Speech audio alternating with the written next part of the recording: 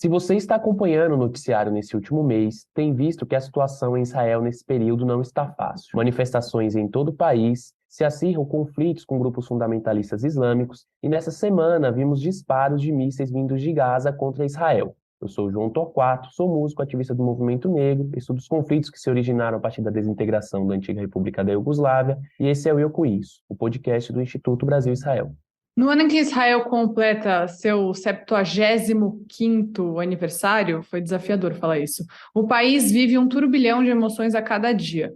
Mas o que levou ao acirramento do conflito nessa última semana e o que vem adiante? Eu sou Anita Efraim, sou jornalista e fanática por futebol e hoje escolhemos, não propositadamente, um convidado que está menos feliz que eu nessa segunda-feira em que o Santos venceu o Vasco. Estamos com o João Miragaia, ele que é historiador, mora em Israel, é escritor e editor do site Conexão Israel, além de apresentador do podcast Do Lado Esquerdo do Muro e agora também colaborador do IB, escrevendo seus famosos fios no nosso Twitter. Quem ainda não segue o IB, @IB_BR, siga a gente lá e acompanhe os fios do João. Tudo bem, João? Bom dia. Bom dia, boa tarde para você, Anita, para o João, meu xará. Prazer estar aqui de novo.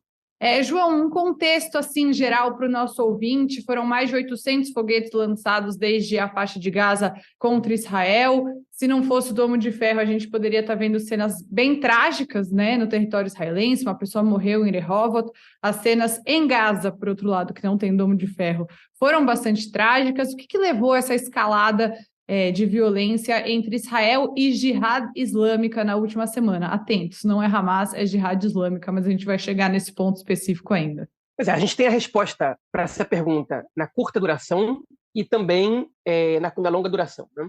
Na curta duração, o que aconteceu foi o seguinte: na semana passada, a gente pode dizer assim, agora já na semana retrasada, né? Faleceu de greve de fome, depois de 86 dias de greve de fome, um membro do alto escalão da Jihad Islâmica, numa prisão de segurança máxima israelense. E essa morte ela é considerada pelos grupos palestinos como um resultado da ocupação brutal israelense nos territórios, e ela não poderia vir sem resposta. E, em consequência dessa morte, a Jihad Islâmica disparou foguetes contra Israel, e Israel revidou, e eles chegaram a cessar fogo num espaço de menos de 48 horas. Só que esse evento ele gerou uma série de repercussões no imaginário político israelense, especialmente dentro do governo, quando grupos da direita começaram a disputar uma narrativa de quem deles é o mais forte contra os grupos terroristas e qual deveria ser a postura do Estado para defender os habitantes do sul de Israel. E dentro desse contexto, aparentemente, abriu uma janela de oportunidade do ponto de vista militar, na qual Israel poderia, na verdade, saberia, a inteligência teria informado ao governo o paradeiro, a localização de 3 membros do alto escalão da Jihad Islâmica, o que seria uma resposta militar aos foguetes que foram disparados a Israel e uma resposta política à parte do eleitorado da direita e à parte do próprio governo, que cobrava do primeiro-ministro Netanyahu uma reação mais enérgica. E aí Israel optou por executar esses 3 membros do alto escalão da Jihad Islâmica e, enfim, que é o que a gente considera que a gente chama de assassinatos seletivos. E, como consequência dessa ação israelense, a Jihad Islâmica revidou. E a gente começou uma operação chamada Escudo e Flecha, que durou 5 dias, com foguetes caindo, especialmente na região sul de Israel, mas não somente, e com Israel bombardeando alvos da Jihad Islâmica na faixa de Gaza. E, João, o que a gente sabe, né, até o momento que a gente está gravando aqui esse episódio, que é segunda-feira, por volta das 9 da manhã, do horário de Brasília, é que esse confronto ele deu uma amenizada, né? Como foi esse processo de negociação? E a gente tem uma previsão de uma calmaria efetiva? Porque da última vez que teve o confronto, ficou uma semana mais tranquila, e aí na semana seguinte a situação voltou a piorar. Tem alguma chance disso acontecer agora? O mais provável é que a gente tenha um momento de calma agora, um momento de tranquilidade, de silêncio, após esse cessar-fogo assinado há 2 dias. Por que eu acho isso? A verdade é que a gente tem tido confrontos frequentes na faixa de Gaza entre Israel e os grupos enfim, que comandam a faixa de Gaza, né, o Hamas e a Jihad Islâmica, talvez numa frequência de, não sei, uma vez por ano. Antigamente era um pouco mais longo, mas agora que a Jihad Islâmica passa a ser um personagem ativo e independente nessa questão, a gente passa a ter esses conflitos uma vez por ano. Se o ouvinte não se lembra, no ano passado a gente teve uma operação também de 3, 4 dias, na época que o Yair Lapid era o primeiro-ministro de Israel, tem menos de um ano, contra a mesma Jihad Islâmica. E agora a gente voltou a ter. O que você se refere, João, sobre esse cessar-fogo que foi interrompido da semana retrasada para a semana passada, ele foi violado, na verdade, por Israel. É verdade que quem iniciou os bombardeios da primeira vez foi a Jihad Islâmica, e aí eles entraram no cessar-fogo, acertaram o cessar-fogo, e Israel rompeu com esse cessar-fogo. Eu não acredito que Israel tenha interesse em romper esse cessar-fogo novamente. Eu também não tenho interesse que a Jihad Islâmica vá romper com o cessar-fogo, pelo menos por agora. Porque caso eles desejassem seguir com o confronto, ele seguiria acontecendo. E eu acho que os dois lados já tiveram o que eles precisavam dessa última rodada de conflito. A Jihad Islâmica, ela contra-atacou, né, essa última violação do cessar-fogo israelense, porque ela não poderia ficar em silêncio em relação a esse ataque, era natural, já se esperava por isso, tanto que Israel, quando matou os 3 membros de alto escalão da Jihad Islâmica, Israel suspendeu as aulas no sul do país, parou o comércio, paralisou tudo, e durante quase 24 horas não aconteceu nada. A Jihad Islâmica antes que a Jihad Islâmica atacasse Israel paralisou tudo, porque já esperava esse ataque. Então era sabido que isso ia acontecer, é uma reação óbvia dos grupos das milícias palestinas, tanto o Hamas quanto a Jihad Islâmica. No caso, se Israel assassina um dos seus membros de alto escalão, isso vai acontecer. Nem precisa ser do alto escalão, qualquer bombardeio que Israel faça na faixa de Gaza, isso vai acontecer. Então, o objetivo israelense era aproveitar, como eu disse, essa janela de oportunidades. Eu não posso fazer uma avaliação militar sobre o caso, porque eu não tenho acesso às informações que o gabinete de segurança, na verdade, nesse caso, vou fazer um parênteses, não foi nem o gabinete de segurança que decidiu, foi o Netanyahu com o ministro da defesa dele. Ele não convocou o gabinete de segurança. Mas eu não tenho as informações que eles têm acesso para saber se, enfim, que eles têm acesso com frequência, para saber se essa é uma oportunidade que existe frequentemente ou não. Mas eu imagino que não, por um lado. Por outro lado, a gente também sabe que o momento político de Israel, ele exigia do Netanyahu uma reação mais enérgica a esses bombardeios, para que ele pudesse reforçar a sua posição. Então a gente pode dizer, essa guerra foi política, puramente política, então o Netanyahu só bombardeou a faixa de Gaza para melhorar a sua imagem? Não, eu não acredito nisso.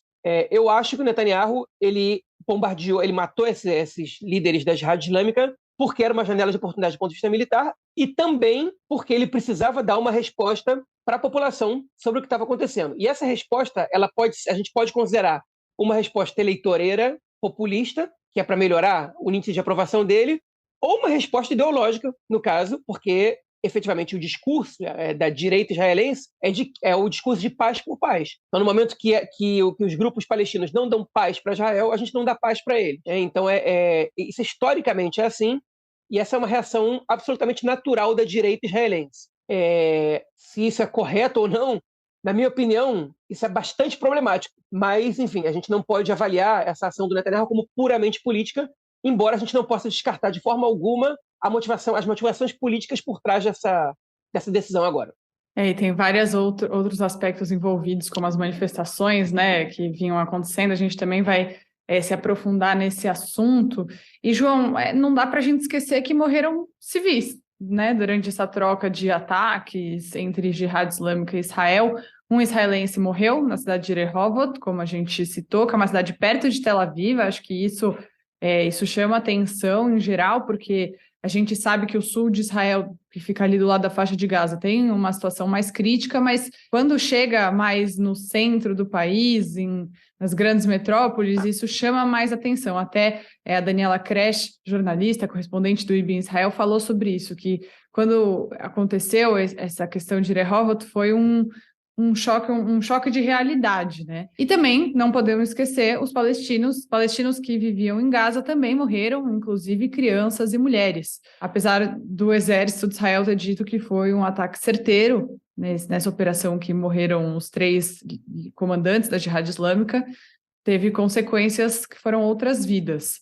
Tem uma diferença importante, claro, que é o fato de que a Jihad Islâmica tem como objetivo matar civis israelenses, enquanto Israel argumenta que o objetivo é acertar esses alvos específicos que são líderes de grupos terroristas.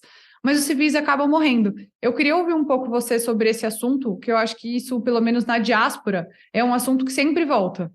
Que as pessoas falam, não, mas eles querem matar, Israel não quer matar, mas acaba matando, e matando crianças, e isso, moralmente, pelo menos me pega muito. Israel pode se defender? Pode, mas as consequências continuam sendo brutais. Eu primeiro vou me referir aos fatos e depois eu vou dar a minha posição. É o seguinte, quando Israel decidiu assassinar esses três líderes da Jihad Islâmica, eu uso a expressão assassinar porque essa expressão que se usa aqui em hebraico. Então, se alguém está insatisfeito com isso, enfim, a mídia usa essa expressão. Assassinatos seletivos. Né? Quando Israel decidiu assassinar esses três membros da Jihad Islâmica, Israel adiou por duas vezes a ação, no espaço de uma semana. A primeira vez por causa do clima e a segunda vez porque eles estariam, segundo fontes, rodeados de civis e que iam ter suas vidas expostas. Na terceira vez que o governo decidiu tomar essa ação, eles sabiam que essas pessoas estavam ao lado de suas famílias, de outras pessoas, e optaram por tomar adesão assim mesmo. Ou seja, foi um preço que Israel estava disposto a pagar, ainda que você leve junto, enfim, não terroristas, não membros do alto escalão, e efetivamente crianças, né? Porque, enfim, são os filhos de um deles, por exemplo, estava acompanhando o pai. Israel realizou diversos bombardeios na faixa de Gaza durante esses últimos 5 dias, e o número de mortos por dia ele foi bastante inferior, e já tinha sido da última vez, aos bombardeios anteriores. Isso mostra, por um lado, que existe uma precisão maior da Força Aérea e enfim, talvez uma preocupação maior do Estado em não envolver civis, mas também é difícil a gente avaliar em comparação com o Hamas, porque a Jihad Islâmica é um grupo muito menor, muito mais localizado, já não precisa bombardear grandes redes enfim, de financiamento do grupo, nem de depósitos de arma, porque a Jihad Islâmica é um grupo muito inferior, militarmente falando e também numericamente falando, então é difícil a gente avaliar dessa maneira. Mas o fato é que a quantidade de civis que Israel matou em 5 dias de operação é equivalente a metade do que Israel matava em um dia numa guerra contra o Hamas. Então existe uma diminuição dos mortos civis, né? E desde do último confronto, pela primeira vez, eu vou dizer isso de uma maneira positiva, ainda que eu acho que é muito insuficiente, pelo menos na minha visão, eu tenho percebido, dentro do discurso de algumas lideranças israelenses, a preocupação com as vidas de civis. O Yair Lapid, na última guerra, ele era o primeiro-ministro de Israel, interino ali, nas vésperas das eleições, ele disse que ele se referiu às crianças mortas e aos civis mortos, dizendo que ele lamenta por todos esses civis e crianças mortos. Isso, ele terminou a frase ali. E a capa do Haaretz mostrou todas as crianças mortas na última operação em 2021, a penúltima operação. Por que eu chamo isso de uma mudança? Porque o discurso israelense, até pouco tempo atrás, era o seguinte: os responsáveis pelos civis e crianças mortas são os grupos terroristas. Eles se escondem no meio da população civil, eles fazem isso de propósito, eles provocam a morte de civis para poder jogar a mídia contra Israel, e eles são responsáveis pelos assassinatos dessas pessoas. Enfim, a minha percepção sobre isso é a seguinte: o que mais me incomodava e segue me incomodando em Israel é a total falta de preocupação e de identificação, de misericórdia, ou qualquer expressão que seja, com a população civil palestina. Mas empatia, exatamente, com a população civil palestina, não só durante as guerras, no dia a dia. A questão palestina, tem um ex-deputado da Knesset, o Mossi Raz, que foi presidente do movimento Shalom Arshava, nos anos 90, movimento Paz Agora. Ele dizia que nos anos 90 o conflito ocupava, em média, entre 6 e 8 páginas dos principais jornais israelenses. Hoje em dia, quando ele ocupa meia página, exceto, obviamente, quando a gente está num momento de guerra, é muito. As pessoas não sabem mais o que acontece nos territórios, as pessoas não se importam mais o que acontece nos territórios. Isso, obviamente, é fruto do fracasso nas negociações, de uma falta de esperança, de esperança total dos israelenses em relação ao futuro do conflito. Mas isso também ajuda, obviamente, isso também é resultado de uma diminuição muito grande da quantidade de palestinos que entram no território israelense para trabalhar todos os dias, que até os anos 2000, o início da década de 2000 era muito maior, mas isso também faz com que os palestinos sejam, números para a população israelense. Eles não são pessoas que eu conheço, não são pessoas com quem eu converso, não vivem em situações familiares para mim. E isso gerou na sociedade israelense uma relação com os palestinos marcada pela total falta de empatia, boa expressão que você usou, enfim, e pelo total desinteresse que acontece com eles, enfim, e a verdade é que pouco importa para a população israelense, porque também existe um discurso por trás disso, que é um discurso de desumanização, né? Eles são números, eles são pessoas que o Hamas coloca nessa situação, e quando acontece um atentado, a mídia israelense, principalmente a ligada à direita, sempre mostra os palestinos comemorando e os terroristas distribuindo açúcar e as crianças felizes, e a gente não sabe quantos por cento deles estão ali comemorando, quanta gente é efetivamente, se eles estão comemorando realmente por isso, ou se eles estão indo para uma festividade, porque, enfim, tem uma festa urbana, porque você vive numa situação de opressão, por que você não vai comparecer, enfim. E eu estou relativizando isso de propósito, porque eu não sei o que acontece na vida, nos territórios, no dia a dia deles. Então, eu vejo uma mudança tímida no discurso dos israelenses, e agora o próprio Netanyahu diz: a gente lamenta cada morto civil.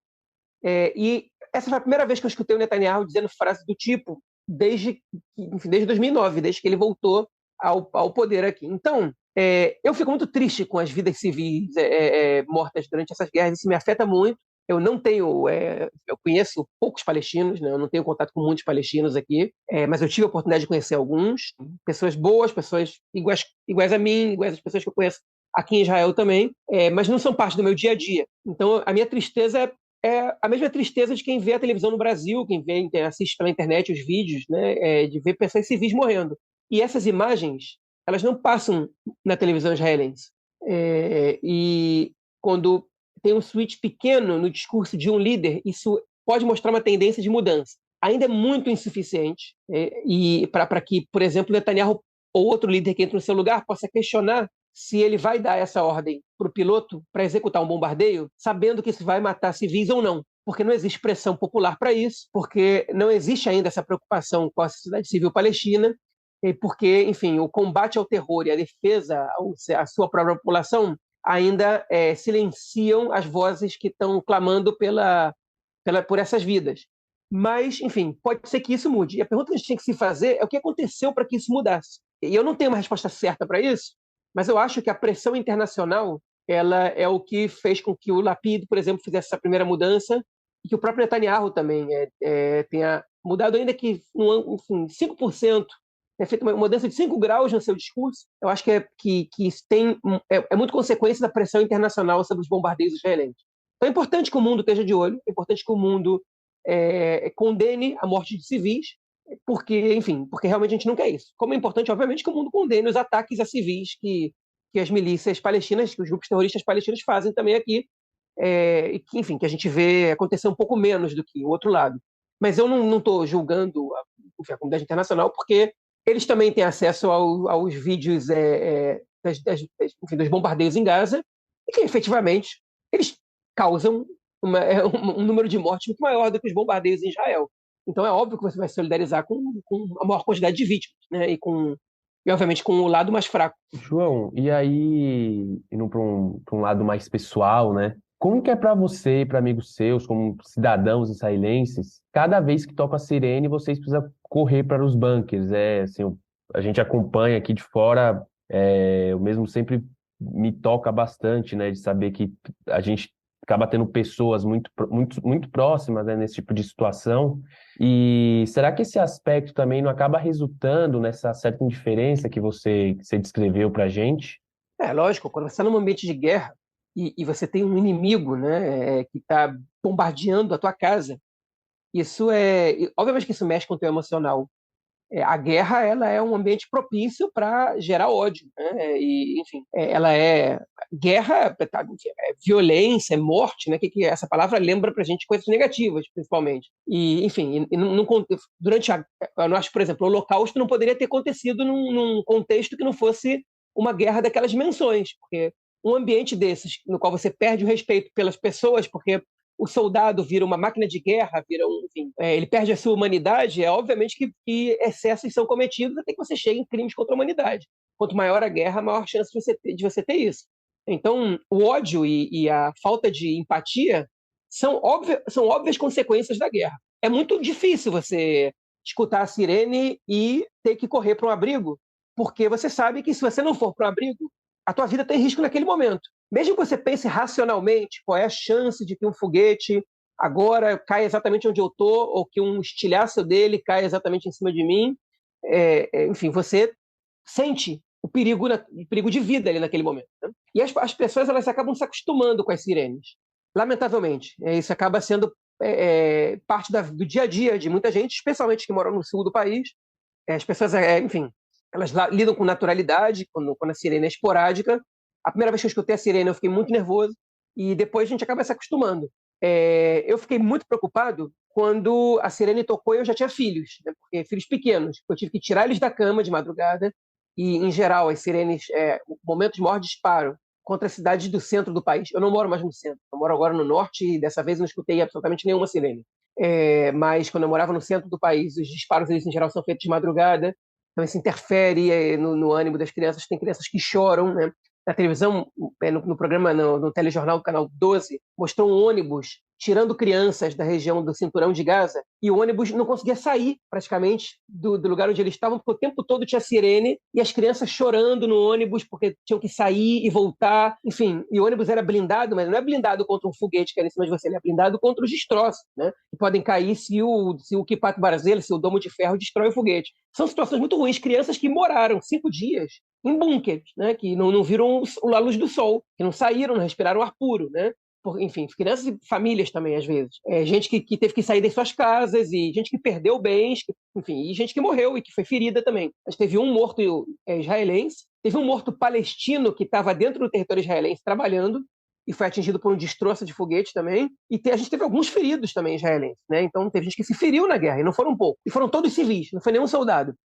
Então isso mexe, óbvio que isso mexe com o emocional da gente, é uma situação que, enfim, que é muito complicada, que é difícil, e que o mais triste é a gente se acostumar com isso. E existem, enfim, diversas instituições com servidores sociais e psicólogos que trabalham com situações de pós-trauma para as populações do sul do país, porque eles vivem constantemente sob essa ameaça de vida, né, com foguetes caindo sobre as suas cabeças. E, enfim, não é uma coisa que você tem o poder de evitar. Você pode estar no meio da estrada dirigindo e aí você escuta a sirene, você vai parar o teu carro, vai deitar no chão, vai cobrir a cabeça, enfim, e vai torcer para não cair em cima de você, porque não tem abrigo no meio da estrada. Enfim, então realmente é uma situação, óbvio que isso gera ódio, óbvio que isso interfere influencia muito na falta de empatia, enfim, como outras situações também interferem, né? Não são só os foguetes, né? Tem atentados, esfaqueamentos, atropelamentos, bombas, né? Enfim, que hoje em dia são menos comuns do que já foram no passado, mas, enfim, isso interfere.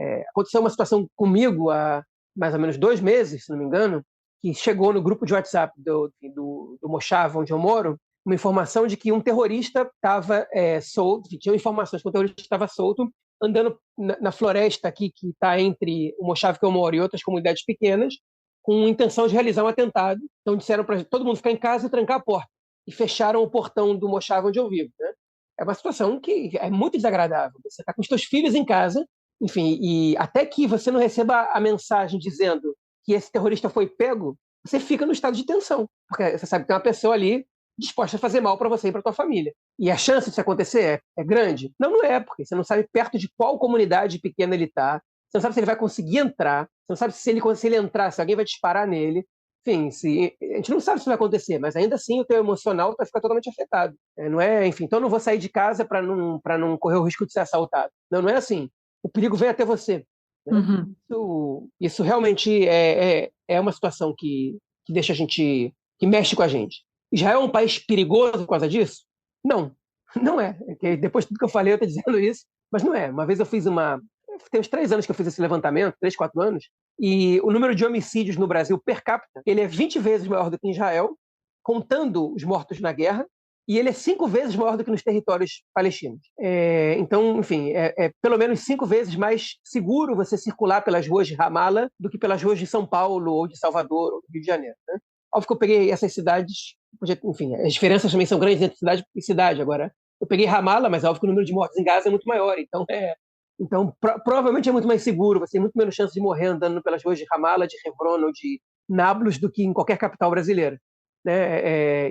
Não vou nem falar em Tel Aviv, em Jerusalém. As chances aqui são muito, muito inferiores, mas é um tipo de perigo que acaba mexendo com o nosso emocional. E acho que, sem dúvida, isso também atinge muito a diáspora, né? Eu tenho família, eu tenho amigos, e esse ódio, né, que você falou, essa frase que você falou me pegou muito, que o ódio e a falta de empatia são óbvias consequências da guerra, e eu acho que isso também se transfere para cá.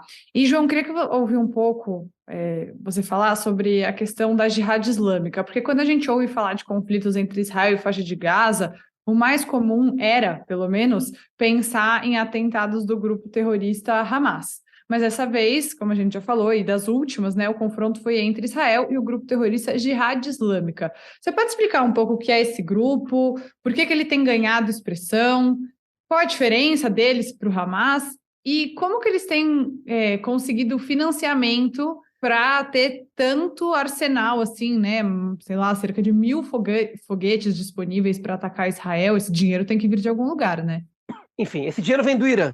Okay? A Jihad Islâmica é o grupo com o qual o regime do Irã mais se identifica entre todos os grupos palestinos, okay? Sejam eles terroristas ou não. A gente tem diversos grupos palestinos, a gente tem o Fatah, tem a Frente Popular pela Libertação Palestina, tem o Hamas e a Jihad Islâmica, e a Jihad Islâmica é o grupo de maior identificação com o Irã, é o grupo que recebe maior financiamento proporcional do Irã, e ele funciona efetivamente como se fosse um braço armado do Irã aqui nos territórios, e eles, enfim, são o segundo maior grupo da faixa de Gaza. Agora eu vou voltar para o início. Quem são eles? Eles são mais um grupo palestino, enfim, os palestinos, eles são, mais de 99% deles, dos palestinos muçulmanos, eles são sunitas. E o regime iraniano é um regime xiita. Então, o Irã não tem exatamente um grupo xiita para financiar aqui, né? Como eles têm no Líbano, por exemplo, que é o Hezbollah. E a Jihad Islâmica, enfim, por questões ideológicas, é o grupo com maior identidade com o regime iraniano. O Hamas na verdade, um desdobramento do que é o movimento da Irmandade Muçulmana, que nasceu no Egito e, enfim, tem desdobramentos em todo mundo, né? Por exemplo, o próprio atual presidente da Turquia, que agora foi para o segundo turno das eleições, o Erdogan, ele é de uma linha que é também um desdobramento da Irmandade Muçulmana. Eles são a mesma família ideológica, digamos assim. Então é outro grupo, é outro movimento, né? O Hamas tem também uma associação razoável com o Irã, mas eles nem sempre estão do mesmo lado, porque o Hamas, na guerra da Síria, apoiou um grupo e o Irã ficou com o regime do Assad. Então, eles têm suas diferenças. A Jihad Islâmica ela tem uma afinidade maior com o Irã. Agora, por que a Jihad Islâmica, que foi o adversário, digamos assim, né, de Israel nos últimos 2 conflitos que a gente teve aqui, e não foi o Hamas? O Hamas ele é governo na faixa de Gaza. Okay? O Hamas, desde 2007, quando o Fatah, que é o grupo do presidente palestino Mahmoud Abbas, quando eles entraram em guerra com o Hamas na faixa de Gaza da Cisjordânia, desde 2007 o Hamas expulsou o Fatah da faixa de Gaza, e desde então eles são governo ali. É um governo, obviamente, que não é reconhecido por Israel, embora Israel dialogue com esse governo sempre que necessário, mas eles têm responsabilidades de governo ali também. E o Hamas, eles reformaram o seu estatuto, não lembro se foi em 2015 ou 2016, apontando para um direcionamento um pouco mais favorável à luta política e diplomática, em detrimento da luta militar. Isso quer dizer que o Hamas abandonou as armas de forma alguma. A gente teve outros confrontos com o Hamas nesse tempo, mas o Hamas ele foi muito mais puxado para confrontos na faixa de Gaza do que eles mesmos iniciaram desde 2016. Né? O último grande confronto que a gente teve foi em 2021, e foi um confronto de todos os conflitos que a gente teve. Esse, na verdade, foi o único que eu posso dizer com toda certeza que foi uma guerra que Israel abriu por questões políticas. Enfim, não necessariamente o governo, mas setores da política israelense provocaram essa guerra, e o governo foi no mínimo negligente com isso. Mas, enfim, se a gente for falar sobre isso agora, a gente vai gastar uma edição de podcast inteiro, porque foi um momento bastante complexo e interessante, então eu vou pular essa parte agora e vamos concentrar nessa última agora. Aquele foi o último confronto armado do Hamas com Israel, e a faixa de Gaza ela ficou bastante afetada. A estrutura do lugar, além da quantidade de mortes, a estrutura física foi bastante afetada, ficou bastante destruída, e o Hamas, como governo, precisa reconstruir a faixa de Gaza, né? Precisa pagar os profissionais, precisa de dinheiro entrando, E o governo Bennett Lapid, eles chamaram uma decisão que há muito tempo Israel não tomava, que foi aumentar substancialmente a quantidade de trabalhadores palestinos da faixa de Gaza que têm permissão para trabalhar em Israel. No dia de quando o governo Bennett Lapid assumiu, eram menos de 3 mil palestinos de Gaza que entravam em Israel todos os dias para trabalhar. Esse número, se não me engano, hoje ele está na faixa dos 25 mil. E isso representa uma injeção de 88 milhões de shekel, ou de mais ou menos 25 milhões de dólares por mês na economia palestina, na faixa de Gaza. Isso não é pouca coisa, porque os salários em Israel são maiores, o desemprego na faixa de Gaza é muito grande, e isso é muita coisa, muito imposto sendo pago, a economia sendo movimentada. Para um lugar pobre como a faixa de Gaza, tão pobre como a faixa de Gaza, isso representa uma injeção financeira na economia considerável, bastante considerável. E Israel joga agora com a ameaça de que cada vez que tem conflito, a gente fecha as fronteiras e essas pessoas não podem trabalhar. Não podem entrar em Israel para trabalhar, porque, enfim, você não sabe quem é que vai estar entrando, quem é que vai estar saindo, enfim, podem ser terroristas, podem fazer o mal ao país. Então, a gente não tem como ter esse controle, a gente está agora no meio do conflito, essas pessoas não entram. E o Hamas não quer que essas pessoas deixem de entrar no país, também não quer perder essas licenças de trabalho. Então, nesses últimos 2 confrontos, a Jihad Islâmica tentou forçar o Hamas a entrar no conflito, e o Hamas se negou a entrar no conflito. A gente não vai entrar. E alguns momentos, nem em 2022, nem em 2023, mas em anos anteriores, quando teve momentos de tensão entre a Jihad Islâmica e Israel, o Hamas colaborou com Israel, prendendo membros da Jihad Islâmica que estavam disparando contra Israel. Israel disse o seguinte: se eles continuarem disparando, a gente vai atacar vocês, o Hamas. E o Hamas colaborou com Israel. A situação é muito mais complexa que as pessoas pensam que ela é. A dependência financeira do Hamas em relação a Israel, ela não é pequena, e essa foi uma jogada do governo anterior que surte muitos efeitos, pelo menos em relação ao controle ao Hamas. Se você acha o poderio da Jihad Islâmica forte, o do Hamas é infinitamente superior. Se a gente tem uma guerra com o Hamas, ia chover foguete em Tel Aviv, ia chover foguete na região de Jerusalém, muito mais foguete na região da faixa de Gaza, né, do cinturão de Gaza, porque o Hamas tem um arsenal muito, muito superior ao da Jihad Islâmica. Tem não só um arsenal, tem uma quantidade de soldados, uma estrutura militar muito maior, né? E eles têm, até pela administração das finanças, né? Eles têm também a administração de túneis internos que eles podem usar para receber mantimentos, para receber armamentos, para realizar atentados. Então, poderia ser muito pior se o Hamas quisesse entrar. Mas, por agora, o Hamas não quer entrar e não tem quisto entrar. Não é uma adesão que o Hamas tem apoiado ultimamente. O que é muito favorável para Israel manter o silêncio naquela região. Então, esse é um dos grandes ganhos, né? E um dos grandes feitos do governo anterior de Israel, que foi romper com essa tentativa, com esse ímpeto do Hamas de participar de qualquer conflito armado contra Israel, ajudando na manutenção da economia da faixa de Gaza. Essas pessoas, né, o Yair Lapid, a oposição a Israel, aproveitam muito pouco. O discurso deles, a narrativa deles, usa muito pouco. Quando usa esse argumento, que é muito positivo, que poderia ser muito bem utilizado. Talvez porque a população israelense não se identifique com a ideia de que você deve usar artifícios que não a força para combater grupos terroristas, né? Enfim, talvez não. Não tem exatamente como saber por que eles não usam, que eles não exploram essa narrativa, mas eles não exploram essa narrativa. Então, a Jihad Islâmica ela passou a combater praticamente sozinha. Agora, o Hamas ele não parou de combater em Israel. A Jihad Islâmica ela está combatendo sozinha em Israel na faixa de Gaza, mas tanto o Hamas quanto a Jihad Islâmica destinaram esforços e verbas e orçamento para estimular ações contra Israel vindas da Cisjordânia. Então, o que tem acontecido atualmente é que os principais ataques, a principal ameaça contra Israel, elas vêm de cidades dos territórios, em especial de Jenin e de Nablus, mas também, eventualmente, veio de Belém, de Hebron e até de Jericó, que é um lugar super pacífico, historicamente, okay? Que são estimulados por membros da Jihad Islâmica, do Hamas e de outros grupos, né? Que estão explorando até esses novos grupos de jovens, como a Toca do Leão, né? O Gova Arayot, que é um grupo novo que surgiu, muito influenciado pelas redes sociais, um grupo formado por jovens com muito poucos expoentes, mas que é explorado por esses grupos, o Hamas e a Jihad Islâmica. Por que o Hamas e a Jihad Islâmica estão explorando a Cisjordânia? porque eles estão observando que a autoridade palestina está muito enfraquecida e se os atentados vêm da Cisjordânia, Israel não contra-ataca Gaza. Israel faz ações na Cisjordânia. E quanto mais ações Israel faz na Cisjordânia, mais a autoridade palestina ela se põe numa situação de insatisfação com o governo israelense, e ou ela rompe a colaboração com Israel, ou diminui a colaboração com Israel, ou ela perde moral perante a população palestina, porque ela está colaborando com o inimigo. E aí o Hamas e a Jihad Islâmica tendem a crescer na Cisjordânia. Então essa é a estratégia deles atual. Gaza fica mais silenciosa e a Cisjordânia fica mais movimentada. Só que a Jihad Islâmica, aí terminando a minha fala, ela não tem o mesmo interesse que o Hamas de manter o silêncio na faixa de Gaza.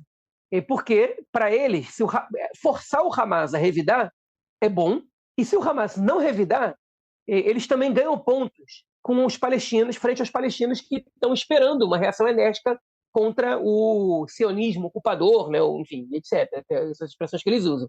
Então, a Jihad Islâmica não tem exatamente muito a perder, nem em Gaza, nem na Cisjordânia. Então, eles atacam dos dois lados. João, a gente vinha falando aqui, né, acompanhando no IB, você falou bastante no Conexão, né, e no lado esquerdo do muro, nesses últimos meses, né, diversas manifestações de massa em todo o país, né, contra a reforma do judiciário, inclusive com uma greve geral e tal, contra essa reforma, o primeiro-ministro Benjamin Netanyahu e alguns membros fundamentalistas que compõem o seu governo, né? Você acha que essa tensão com esses grupos da faixa de Gaza diminuiu ou pode diminuir essas manifestações, né, por uma questão de segurança e de autopreservação, ou as pessoas ainda vão continuar indo para a rua e, vamos dizer assim, entre aspas, correndo risco? Não, primeiro porque a gente teve um cessar-fogo agora, né? Então, agora não tem razão do ponto de vista da segurança pública para você não ir para as ruas. Inclusive, a gente tem que lembrar disso, 2 atentados foram cometidos durante as manifestações em Tel Aviv, né, enfim, nos sábados à noite. Então, não é uma... Enfim, e as manifestações aí, naquele momento, elas foram dispersas, as pessoas foram para casa, porque, enfim, tem um terrorista solto nas ruas da cidade, né? Mas, não, esse conflito... A resposta não, esse conflito não vai diminuir as manifestações. O que pode diminuir, a única coisa que vai diminuir as manifestações é o governo recuar em relação ao golpe no sistema judiciário que eles estão... não dá para dizer exatamente que está em curso, porque ele está paralisado, né? Mas é a única coisa que vai diminuir o ímpeto das manifestações. E eu vou dizer para vocês que esse conflito agora, ainda que o Ben-Gvir, né, que é esse membro, é o ministro da Segurança Pública, que não tem nada a ver com o Exército, é o ministro da Polícia, que não tem nada a ver com o confronto, mas ele, enfim, ele é membro do Gabinete de Segurança, ele é um membro do alto escalão do governo, e ele botou lenha na fogueira para que Israel fizesse uma operação militar de grande escala, e de fato, enfim, o que a gente viu agora foi que Israel foi para cima, né? Então ele poderia colher louros dessa ofensiva israelense, mas aparentemente o que está acontecendo é que esse crédito não vai para ele. Esse crédito ele pode ir para o Netanyahu. O Netanyahu ele tem muito o que aproveitar dessa situação agora. E por quê? Porque o Netanyahu, primeiro de tudo, quando a gente tem um confronto contra grupos terroristas, a gente tem uma movimentação em Israel de união nacional. Okay? Quando estão disparando foguetes contra as casas de todo mundo, pelo menos a população judaica israelense, ela se une, enfim, contra o ataque do inimigo, né? E a guerra ela faz isso, né? Em qualquer lugar do mundo. A guerra ela tende a acentuar os sentimentos nacionalistas e contra o inimigo em comum.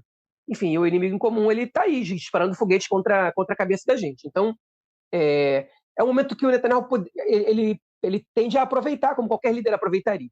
E o Netanyahu ele foi muito esperto na maneira dele lidar com, enfim, de gestionar, né, de gerir esse confronto, porque ele isolou os membros radicais do governo. Ele não convocou o Gabinete Nacional, porque ele não confia no Gabinete Nacional, e ele decidiu tudo sozinho com o ministro da Defesa.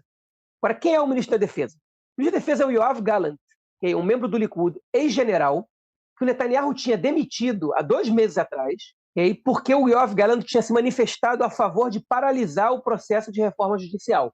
O Netanyahu ele demitiu, mas não demitiu, porque ele anunciou a demissão, mas jamais apresentou a carta de demissão. Depois de ele anunciar a demissão, a gente teve as maiores manifestações de todas aqui nesse processo de reforma judicial, que forçou o Netanyahu a paralisar o processo. Depois ele voltou atrás da demissão, porque os próprios membros do Likud estavam insatisfeitos com a demissão do Gallant, porque, enfim, era um sujeito bem ou mal capacitado, né, com experiência na área, enfim, que se identifica com parte do eleitorado da direita, e a esquerda também estava avaliando bem a maneira como ele está comandando o Ministério da Defesa, especialmente porque ele contrariou os princípios da reforma, okay? E o Netanyahu voltou atrás. E aí, ele não só voltou atrás, como ele colocou o Yoav Gallant, okay, como seu principal parceiro nesse momento. Então, ele se apresenta como um sujeito moderado, numa hora que a população israelense está cobrando dele moderação.